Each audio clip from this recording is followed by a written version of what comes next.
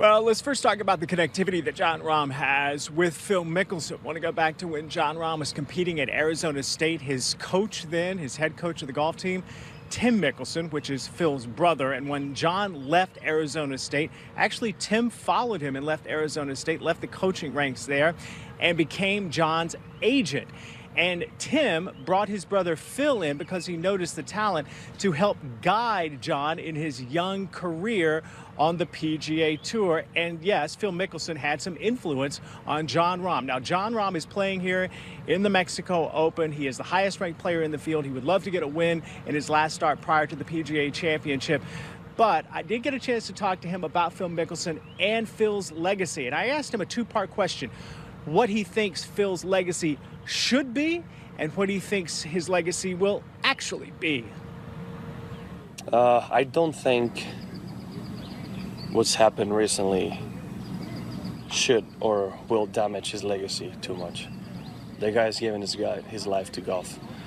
And a lot of what we have, a lot of people don't know that a lot we have, what we're competing for right now, is also thanks to him. A lot of people focus on Tiger, but he is easily top 10 best players of all time, right? He's a Hall of Famer, and we should recognize him as that. The guy has given his life to the public. Nobody's signed more autograph. Nobody's done more for the fans as well, right? So I know he's in a bit of a slump right now for whatever it may be, but again, I don't think his whole career and his whole legacy should change just because of a couple comments, right? Everybody makes mistakes, and everything can be rectified, and I believe that can happen, but it has to come from him as well.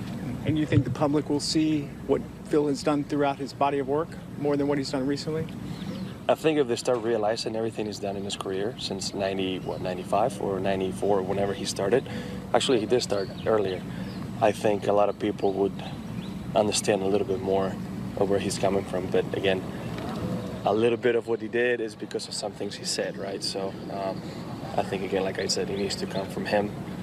And like I said, I think everything can be rectified. Not everything, but this can be rectified. We'll hear more about Jon Rahm playing in the Mexico Open and his chances here a little later on Golf Today. But in regards to Phil, yes, Jon brings up some great points. Phil has done some phenomenal things for the PGA Tour and the game of golf. But he has had some controversies along the way. In 2014, what he said about Tom Watson as the Ryder Cup captain, hitting a moving ball at Shinnecock at the U.S. Open, being investigated for insider trading by the FBI.